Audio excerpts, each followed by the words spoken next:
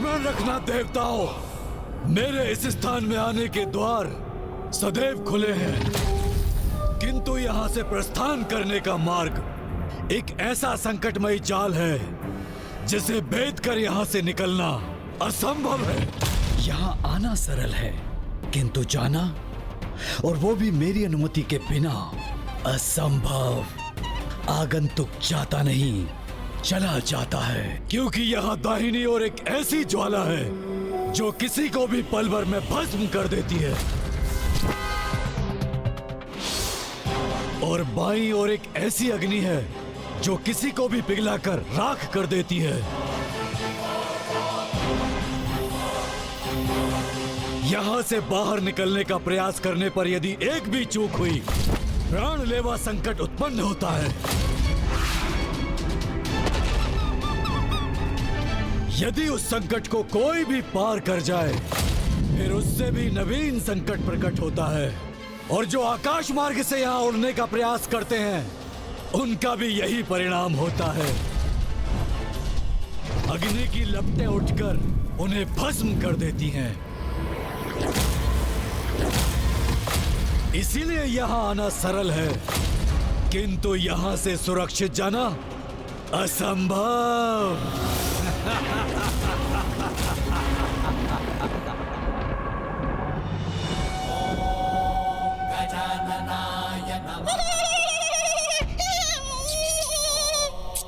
आप तो आज बहुत प्रसन्न हो रहे हैं मूषक जी। हाँ प्रभु, क्योंकि आज हम बिना युद्ध किए अपनी समस्या का हल ढूंढने जा रहे हैं। किंतु यदि हम युद्ध करने के लिए विवश हो गए तो? क्या प्रभु, आपको सुरक्षित रखना है तो मुझे पुनः युद्ध भूमि में प्रवेश करना होगा।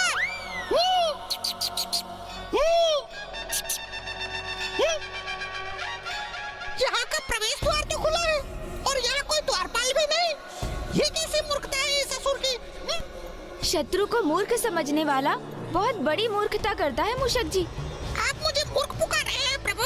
कि खुला द्वार कोई मूर्खता नहीं, अन्य कोई दुष्ट बुद्धि ऐसी मूर्खता नहीं कर सकता। मुझे तो ये उस दुष्ट का षड्यंत्र प्रतीत हो रहा है मूषक जी। षड्यंत्र प्रभु, अर्थात संकट? हाँ मूषक जी, किंतु भयभीत मत होइए आप, क्योंकि भयभीत होना तो पराजय के द्वार खोलता है, और हम यहाँ पर पराजित होने नहीं आए हैं। चलिए अब भीतर चलना होगा।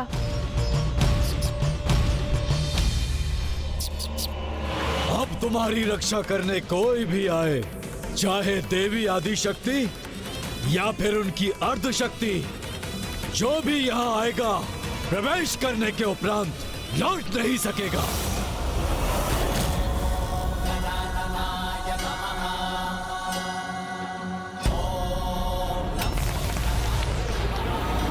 मुझे ऐसा आभास क्यों हो रहा है जैसे मेरे पीछे कुछ हो रहा हो?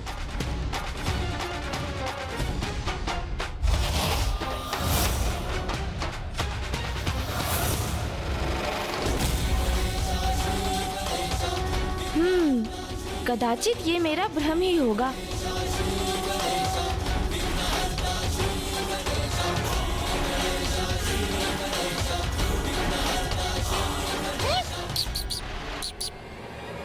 बाहर निकलो अरुणासुर!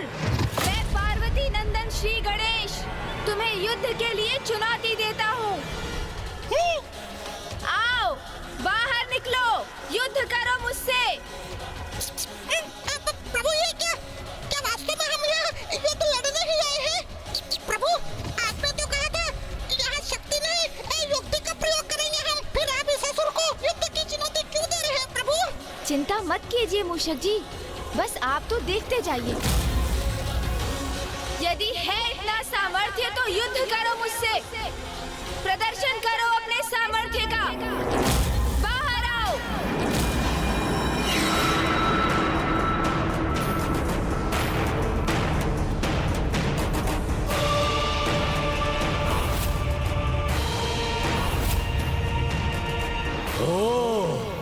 तो देवी स्वयं नहीं आई यहाँ, उसने अपने पुत्र को भेजा है। कोई बात नहीं, शीघ्र तुम्हारे साथ वो भी मेरा बंदी बनेगा। तब तो देवी स्वयं आने में विवश हो जाएगी ना।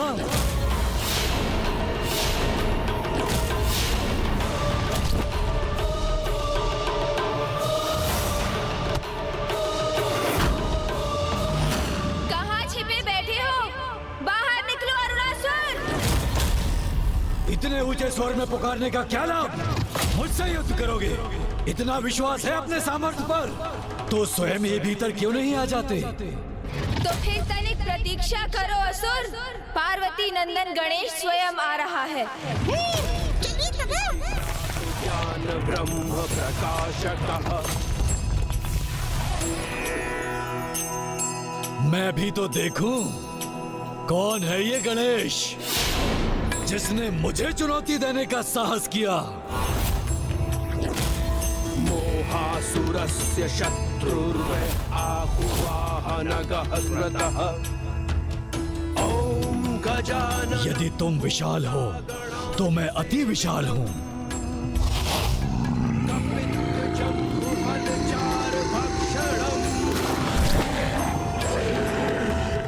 उमासुतं शोकविनाशकारकम्।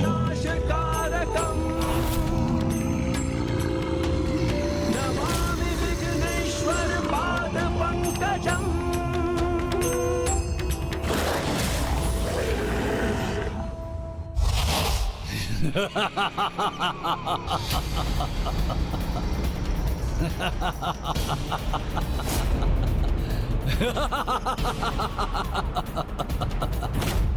क्या सोचा था और क्या निकला? कहा मैंने महायोद्धा की कल्पना की थी और ये गजमुख बालक आ गया मेरे समक्ष। ये तो वही कहावत सिद्ध हो गई, खोदा पहाड़ और निकला चूहा। चूहा नहीं, मूषक। अर्थात मूषक जी का आगमन तो अभी शेष है। हाँ, वो तो मेरे वाहन है। प्रभु मैं आ गया प्रभु।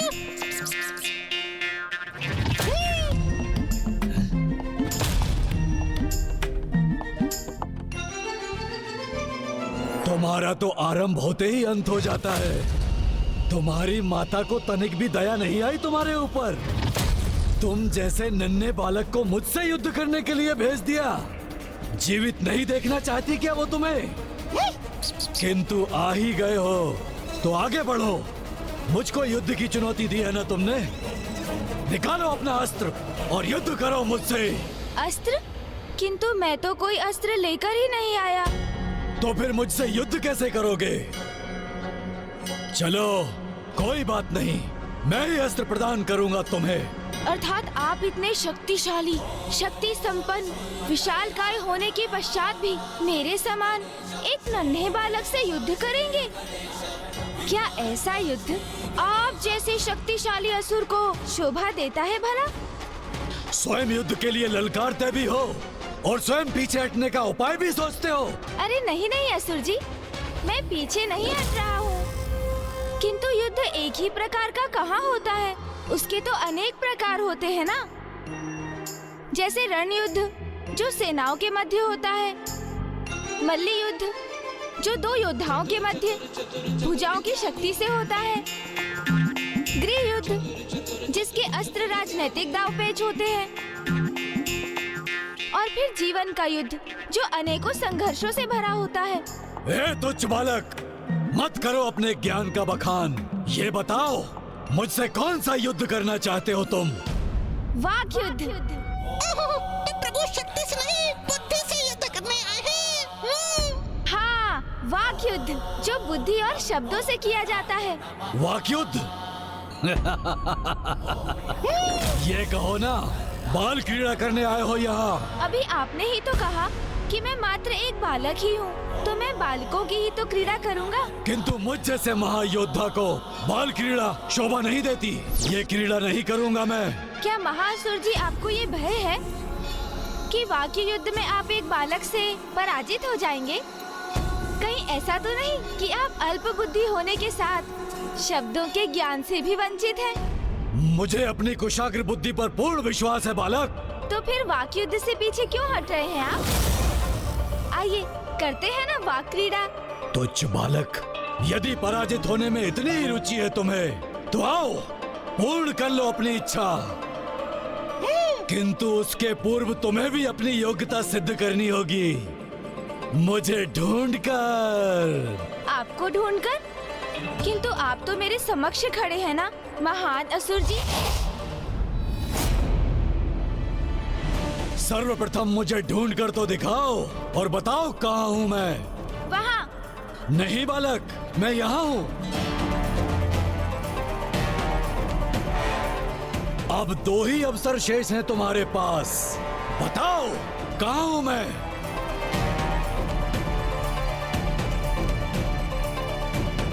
वहाँ। वहाँ नहीं, यहाँ हूँ मैं गजमुख बालक। चलो, अब तुम्हारा ये अंतिम अवसर है। बताओ कहाँ हूँ मैं।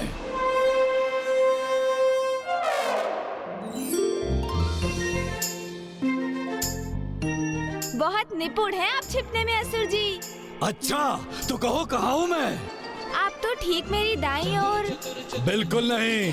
अरे, मेरा उत्तर तो पूर्ण होने दीजिए आप। मेरी ठीक दाहिनी ओर नहीं, अपितु मेरी बाईं ओर के मध्य में स्थित है। उस स्तंभ के निकट खड़े हैं आप। ये कैसे ज्ञात किया तुमने? आपका संपूर्ण ध्यान तो मुझ पर ही था ना, इसलिए मैं जहाँ देखता था आप वहाँ से हट जाते थे, किंतु मेरे मूषक जी का ध्यान आप पर था। देखिए ना, आपकी पूंछ अभी भी उनके मुख में है।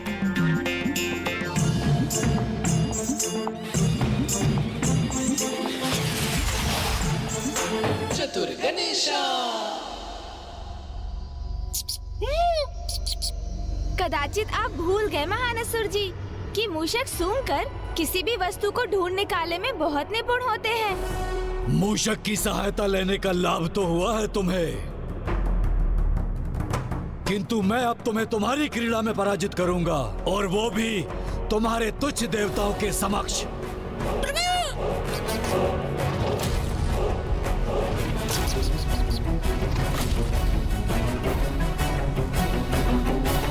तो यहाँ बंदी है सभी देवता।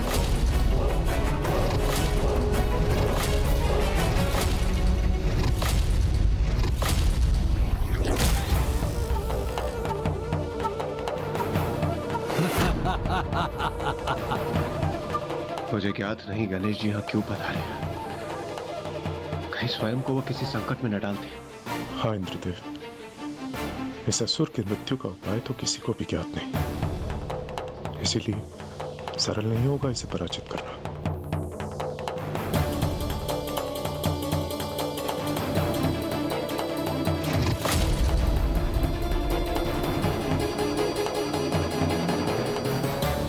मेरी राजसभा में मेरे अतिरिक्त किसी के लिए कोई आसन नहीं। आप चिंता मत कीजिए असुर जी, मैं अपना आसन अपने साथ लेकर चलता हूँ। कहाँ है इस तुच्छ बालक का आसन? मूषक जी। प्रभु,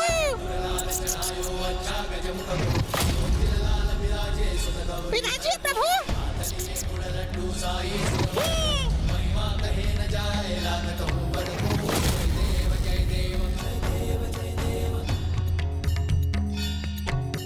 तुम्हारे साथ तो वाकयुद्ध बड़ा ही रोचक होगा, परंतु क्रीड़ा में आनंद तभी आएगा जब उसमें कुछ दांव पर लगा हो। किंतु यदि तुम्हारी पराजय हुई तो संपूर्ण जीवन मेरा वाहन बनकर तुम्हें रहना होगा, क्योंकि सुना है गज पर आरूढ़ होने पर तो बहुत ही आनंद आता है।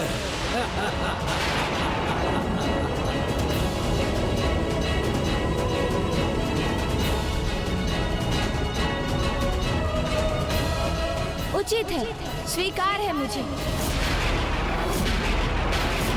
किंतु यदि आप पराजित हुए तो आपको भी बिना संकोच किए मेरे एक प्रश्न का उत्तर देना होगा, और वो भी मात्र सत्य।